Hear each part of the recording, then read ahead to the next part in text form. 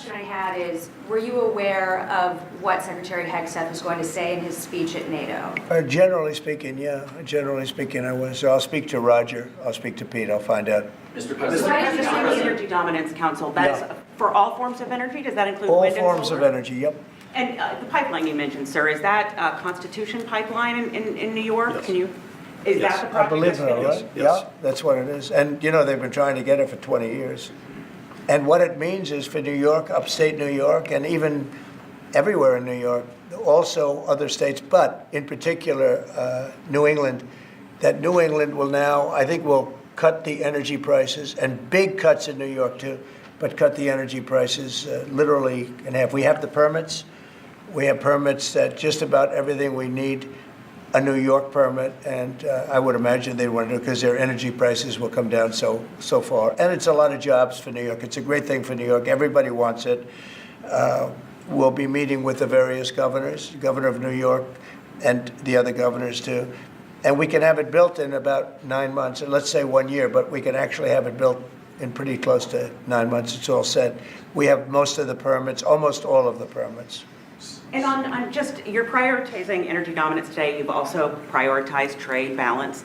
The oil industry is a little worried about the steel tariffs. I mean, they put 20,000 feet of steel in the ground at a well. How will you balance that? Is there a possibility? You're talking about steel and aluminum. Indeed, steel tariffs. So the steel, I saved the steel industry in my first term by putting on tariffs because China was dumping massive amounts of steel. Others also, but mostly China. And I put very substantial, we took in $600 billion worth of tariffs from China. No other president's taken up, literally haven't gotten 10 cents from China, not 10 cents. And hundreds of billions of dollars came in from China. And they understood it. They understood what I did. But the dumping stopped. And had I not done that, you wouldn't have one steel mill, I think I can say, not one steel mill operating in this country. And we need steel. We need steel. I mean, there are some things you have to have, and steel is one of them for military, et cetera. So I think steel is going to be very strong. It's going to be very strong. I think it'll go back to being really powerful. We saved it. I mean, we were talking about U.S. Steel last week. U.S. Steel would have been closed, totally closed. We saved it. And now it's going to become, I think, very, very profitable. The tariffs are going to save a lot of industries. Mr. President, U.S. Steel, can I just follow up on U.S. Steel? Go ahead, finish up. If the Japanese company that's interested in U.S. Steel wants to take a minority stake as opposed to full ownership, is A that minority fine? stake I wouldn't mind greatly, but what they're doing right now is they're going to be investors, and they're going to be investing in, I think, debt and various other things. But we didn't want to let U.S. Steel go to a foreign company. U.S. Steel was the greatest company in the world for a period of 15 years. It was, you know, it was the big deal 80 years ago or so. And psychologically, we can't even think about letting that happen. But what is going to happen, and we've already seen it, you see it in the stock price, with the tariffs, U.S. Steel is going to be a real powerhouse again. Mr. President, if I can just follow up on Jackie's question about Munich. Vice President Vance's speech to the conference has ruffled quite a few feathers in Europe. What did he say to ruffle them? I don't know. He was talking about the freedom of speech and migration in Europe. Do you believe that European leaders have a fundamentally different view of the world than this administration's? Well, I heard his speech, and I tell you, you're talking about JD's speech, right? Yes, sir. I heard his speech, and he talked about freedom of speech, and I think it's true in Europe. It's losing. They're losing their wonderful right of freedom of speech. I see it. I mean, I thought he made a very good speech, actually, a very brilliant speech. Yeah. Europe has to be careful. And he talked about immigration.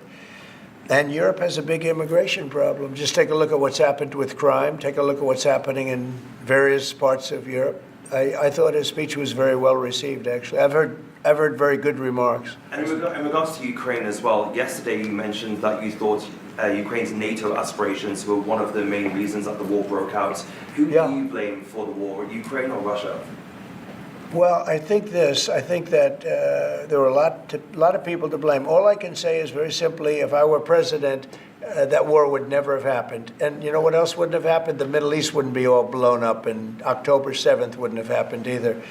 Those two areas, you wouldn't have inflation, you wouldn't have October 7th, you wouldn't have Russia and Ukraine fighting. None of those things would have happened if I were president. So to follow up on the Mr. Middle President? East, earlier this week. Yeah, please. You mentioned auto tariffs the other day. Yeah. When do you plan to unroll? Howard, I'd say over the next, sometime, or maybe around April 2nd. I would have Correct. done them on April 1st. Believe it or not, I'm a little superstitious. No, literally, we had it planned for April 1st. I said, let's make it April 2nd. You know how much money that costs? That costs a lot of money just that one day, but we're going to do it on April 2nd, I think. Is that right? That's right. Okay? Thank you. The lead prosecutor in Eric Adams' case resigned today, saying anyone who didn't press forward would be a coward. What's your reaction to that and to the overall implication that politics were at play here? Well, I don't know about it. I mean, obviously, I'm not involved in that. But I would say this, that if they had a problem, and these are mostly people from the previous administration, you understand, so they weren't going to be there anyway. They were going to all be gone or dismissed. If not, they know on Tuesday they're all being dismissed. The whole country is being, because what you do is you come in and you put new people in. So when you say resign, they're going to be gone anyway. But I know nothing about the individual case. I know that they didn't feel it was much of a case. They also felt that it was unfair with the election. Look, I would know that better than anybody because I was weaponized more than any human being in the history probably of the world. And I won the election in a landslide, winning all 7 swing states, winning the popular vote and everything else, because the people got it. It was weaponized, and I was weaponized literally weeks before the election. But I think there's also something to be said. I read that. There's something to be said for what they were doing. It looked to me to be very political. But why didn't they bring this up like 4 or 5 weeks ago, 6 weeks ago, or whenever it happened? They just sat around and didn't complain. Then all of a sudden they complain, and they know they're all being dismissed anyway. So, that's the way it is. That's called politics, I guess. Mr. President? Yeah, please. Earlier this week, you predicted that all hell would break loose if Hamas didn't hand over all of their hostages. What do you expect to happen tomorrow in terms of Gaza? I don't know what's going to happen tomorrow at 12 o'clock. It was up to me. I'd take a very hard stance. I can't tell you what Israel's going to do. But I watched the last people come out, and I looked at a before and an after picture. One guy was a big, strong, healthy guy.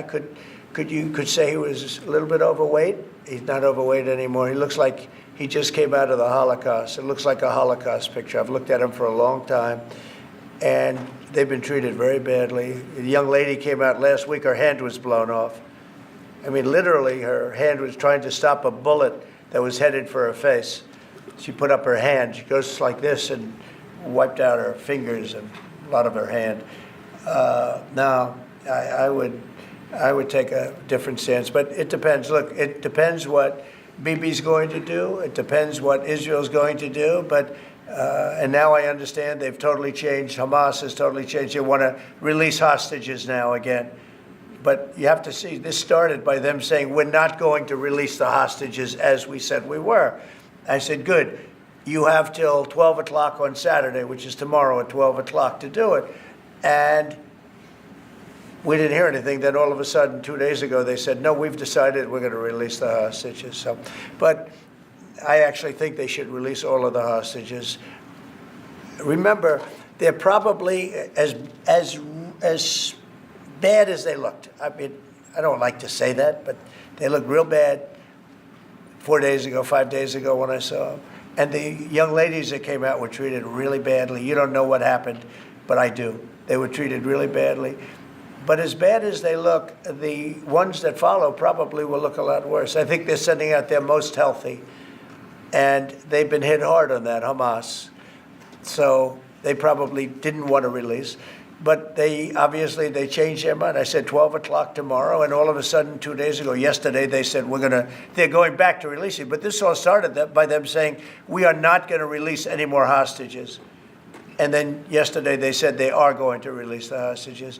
But I think they should release all of the hostages. About 75,000 workers took this deferred resignation. It's a little bit short of the 5 to 10% goal you were hoping to hit. Do you think you'll have to make up the rest of that number in layoffs? No, look, that's 75,000 more than we would have had. And nobody knows what that final number is because in the end, I think a lot of people aren't going to show up to work. A lot of people, they got used to staying home and quote, working. But, I wonder if they had other jobs or other things. They have a lot of problems with that. No, 75,000 is a lot of people. And we paid them well. We gave them a lot of months of severance pay, if you call it that. But now I think you'll probably have some more too, in addition. It's a big, tremendous saving for our country. We want to downsize government, but make it better. Run it better, but downsize. Yeah, please. So can I ask about the UK? I understand that you had a phone call with Keir Starmer yesterday. I did. I just signed a letter to him. He asked for a meeting, and I agreed to the meeting. We're going to have a friendly meeting. Very good. We have a lot of good things going on. But he asked to come and see me, and I just accepted his asking. Do you have a date for that, sir? And what do you hope to Very soon. I think he wants to come next week or the week after. And what do you hope to discuss? I don't know. It was his request, not mine. But, I've met him twice already. We get along very well. He's a very nice guy. Thank you very much, everybody.